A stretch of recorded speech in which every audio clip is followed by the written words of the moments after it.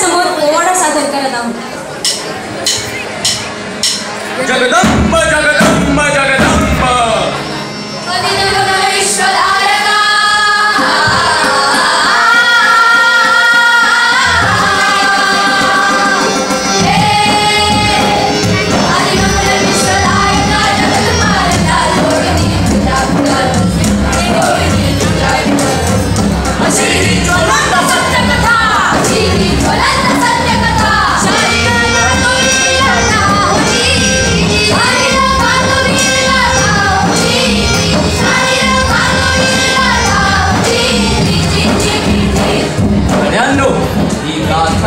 त्या स्वातंत्र्यवीर सावरकरांची.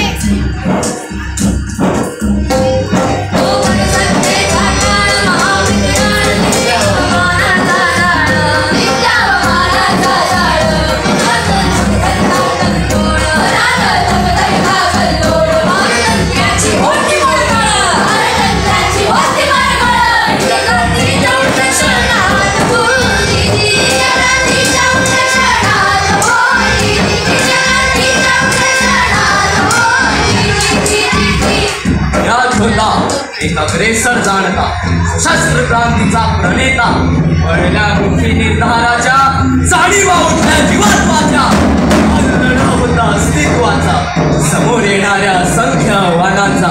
1857 पासून घातनाघात असलेल्या या स्वातंत्र्य युद्धात असंख्य तरुणांनी आपल्या प्राणांची आहुती दिली. त्यांच्याच पावलावर पाऊल टाकत भर तारुण्यात शिवरायांप्रमाणे सावरकरांनी शपथ घेतली.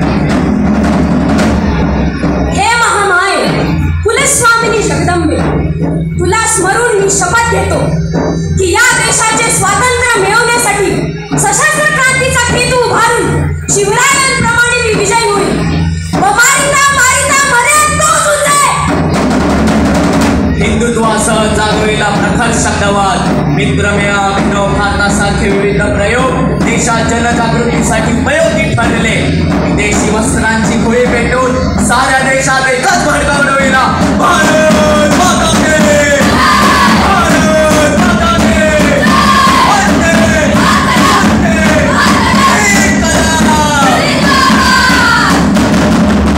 पुढे शिक्षणासाठी त्यांनी लंडन गाठले आणि तिथेही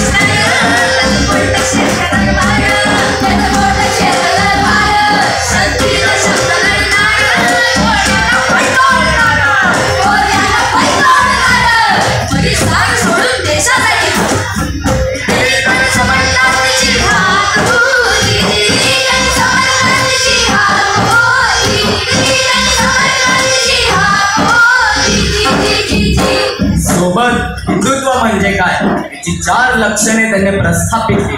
धर्मधारणा केली राष्ट्रांकित, विश्वात्मक रेखांकित, इतिहासाची कित्येक पाने आज भरभरून सांगतायत. अभंग अथांग अपार होती त्यांची निष्ठाशक्ती.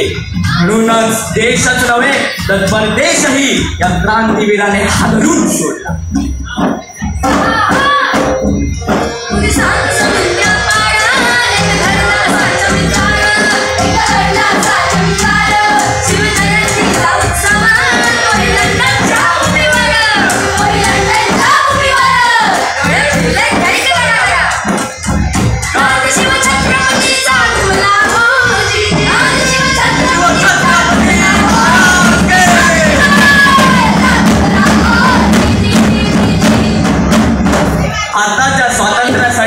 आंतरराष्ट्रीय स्तरावर चळवळ सुरू करणारे हे पहिले क्रांतीवीर होते. पण त्याचा परिणाम असा झाला की ज्या बॅरिस्टरीसाठी त्यांनी लंडन गाठले ती पदवीच इंग्रज सरकारने त्यांच्याकडे हिरावून घेतली. पण तरीही त्यांचा लढा सुरू होता. पण याचा परिणाम भारतात त्यांच्या कुटुंबावरही झाला. पण दुर्दैव ते पुन्हा एका इंग्रज सरकाराच्या तावडीत सापडले. अवघ्या 30व्या वर्षी 50 वर्षाची जन्मठेप, काळ्या पाण्याची शिक्षा, तेही अंदमानाच्या बेटावर. हो तिथला जेलर जनरल पॅरीमध्ये दुसरं सैतानच हो.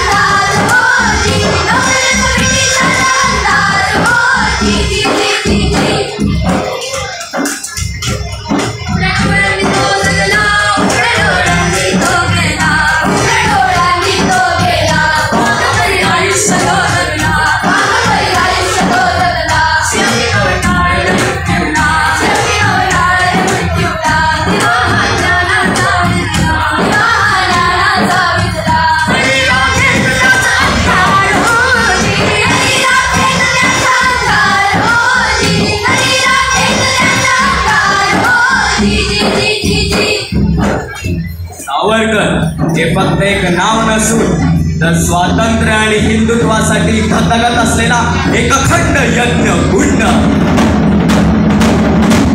धन्यवाद.